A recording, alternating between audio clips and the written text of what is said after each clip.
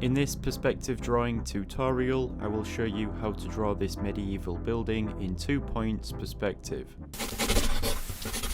How's it going everyone? I hope you're all doing good. I have another perspective drawing tutorial for you today. We are going to be drawing a medieval building, and I've drawn some medieval buildings before and you guys seem to like them, so here's another one. To begin, I'm going to establish the position of the horizon line, and for this drawing I'm going to place it a little lower down from where the middle of the page would be. I'm drawing on some A4 paper here. This horizon line, which is also our eye level, will be one continuous horizontal line like so, and once we have that, we also need to position 2 vanishing points, seen as we are drawing in 2 points perspective, and these vanishing points will both be off the page. Here I start by drawing a vertical line. This will be the front edge of one of the boxes that I'll be constructing. This crosses the horizon line, and from the bottom of this I'm going to draw a line that will converge to the left vanishing point that will exist somewhere on the horizon line off the page. It's only just off the page here though, so I can reach it with my ruler, and this line that I've drawn is what dictates the position of my vanishing point. Now all of my other lines converging in this direction will have to head to that same point. Here you can see what I mean as I draw a line from the top of this now to that point. And if you are following along with this, try and have your lines at a similar angle to mine here. Now I'm going to add another vertical line further back, and this will be the back edge of the box that I'm drawing. Once I have this, I have one side of the box drawn out. Now I need to do the same to position the right vanishing point. Now because there's such a steep convergence at this left hand side and the vanishing point is so close, it means that this right vanishing point will be a lot further off the page. Here I'll estimate its position by visualizing how this box will appear, and again I extend a line to the end of the page. This would end at a vanishing point when it meets the horizon line. You can see by looking at the angle of this line that that wouldn't be for a while. I'm also going to do the same with a line at the top, and when drawing lines in this direction you have to do your best to observe existing lines. As you draw more, it does become easier. Here I'll add another vertical line to the right here, which will be the edge for this side of the box. This also dictates the size of the box, and for this drawing I'll make it around this size. So now we have 2 vanishing points, and I also have 2 sides to this box that I'm drawing, and I'm going to use these vanishing points to finish constructing this box. Here I'm going to take 2 lines from these corners to the left vanishing point, and then I'll take 2 lines from these corners at this side to the right vanishing point. These lines are essentially the edges of this box, and where these lines cross at the back will be where I can then draw a vertical line for the edge at the back. I now have a box drawn out in 2 points perspective. What I'm going to do next is divide up this front plane of the box to find the vertical halfway line. To do this, I take 2 diagonal lines to opposite corners like so, and where these cross will be the middle. Now I'm going to extend another box out from this one at the right hand side here. So now what I do is I extend a line out from the top and bottom of this center line to a distance that I'm happy with. Around here is fine. Remember that this side will appear a lot smaller because of the box's angle in perspective.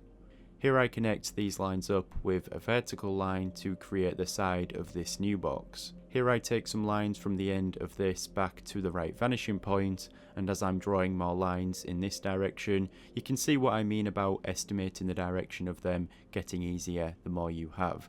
The further above the horizon line, the more they'll angle down, and the further below, the more they'll angle up.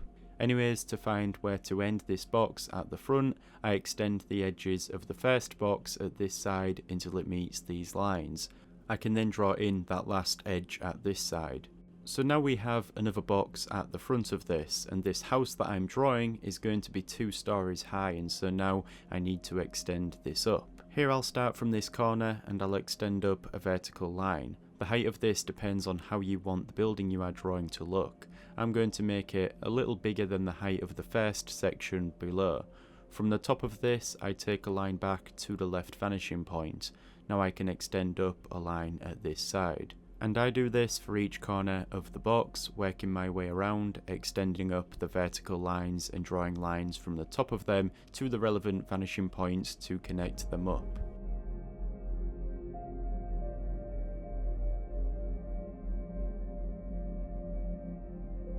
Okay, so now we have another section added on top of the first one, and this section is going to extend out over the bottom section at each end here, and you'll see what I mean as I do this. Here I extend over this line slightly at the front, as much as I want this to overhang. I also do the same at the top, and then I can connect these up with another vertical line. From the corner of this, I draw a line back to the left vanishing point, and I can extend out the other side until it meets this. Now at this corner, I draw a vertical line down and extend out that back edge until it meets it. I can then finish connecting this up with another line at the bottom. So this is essentially another thinner box added to the end of that one that I had previously drawn. And so now I'll do the same at the other side.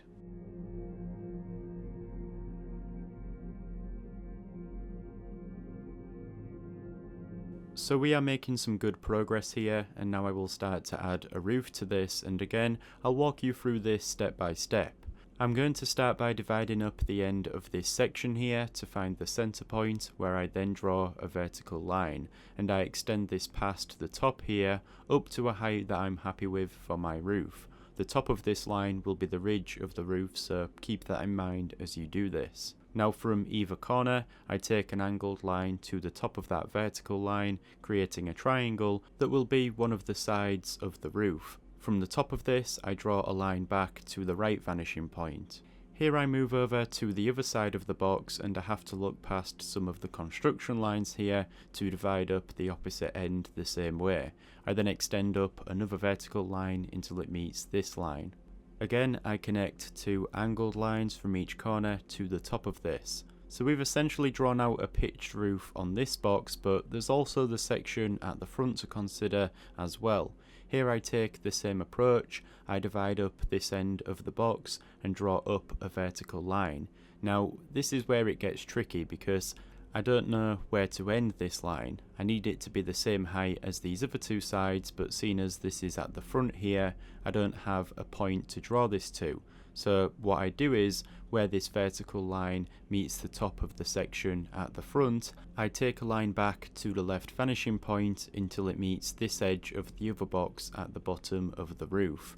Now what I do is I draw a line from that point that is at the same angle as the angled lines that I had drawn previously at either end of this roof. Now I just estimated this. There is a more technical method for drawing inclined lines to their own vanishing points, but for the sake of this drawing, this is fine.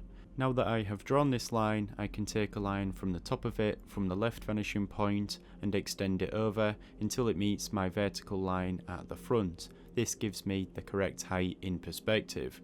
Now I can do the same as before and connect up the corners to the top of this, and finally I draw a line that defines where these two sections meet.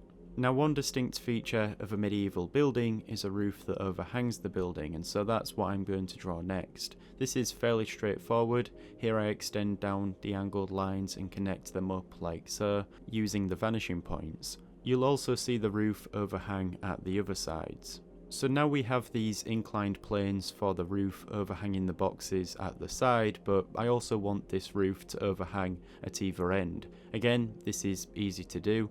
I extend out the existing lines at either corner of the triangle and connect them up with some angled lines that are also at the same angle as the existing ones.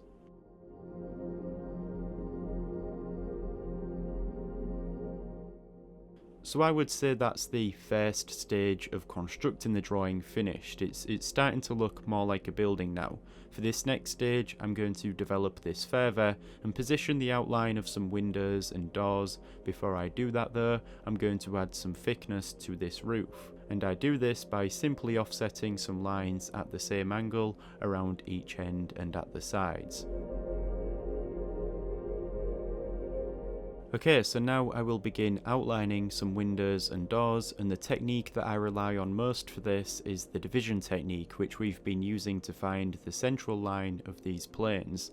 This is because I want the windows to be spaced evenly on each side of the house, and when drawing in perspective, you have to account for the foreshortening which takes place. So you can see here on screen as I do this, how some windows seem to look smaller than others, or they can look as if they are closer to the edge of the building. This is foreshortening. Everything diminishes in size the further away it is. This is more so the case when it comes to drawing on the planes that are on a steep angle. In this example, the sides of the building to the left. This is when that dividing technique really comes in handy. I'm aware that these dividing diagonal lines can make the drawing look overly complex, but if you know what's going on, it's easy to understand. The difficult part is looking past existing construction lines and focusing on the ones that are relevant to what you are drawing. You'll also notice that these windows are at the same level. This is because I had wrapped a line at the top and bottom of them around the entire building, meaning that I had the height for each of them. I only needed to estimate their width. Okay, so we are done constructing this building now, and I have all of my windows and the door laid out. The next step is to develop this with some detail, and I'll place this stage into a time lapse so that you can see how I do this. Here I also work over the construction lines, creating a bolder outline. And you'll also see that I rely less on the ruler at this stage because I find that when you draw freehand, it can give the drawing more character and helps to avoid the drawing looking too mechanical. As I add all of this detail though, I still consider the direction of my lines, making sure that each line that I add is converging to a vanishing point. Unless you are intentionally trying to draw something that is skewed on an angle, I'd recommend looking at the existing construction lines whenever you are drawing something new. One of the key details in regards to this drawing is the exposed timber frames that you often see on these medieval buildings. Here I draw these on each side of the building around the window openings. Where the top section of the building overhangs the bottom section, there will be some of what are referred to as jetty brackets. When an upper floor projects beyond the floor below, it's called jettying and is another common feature for this style of building. Here I draw one of these brackets at either end and then one in the middle. Perhaps I could have done to draw some more, but I don't want to overdo it. In addition to these features, I'm also going to add a diamond pane pattern to the windows. This is present on many of the medieval buildings that I have looked at as a reference for this. The bottom section of this building is going to be stone and the roof will be made up of tiles, but that will become more obvious as I start to render the drawing. Until that stage, I'll let this play out in a time lapse.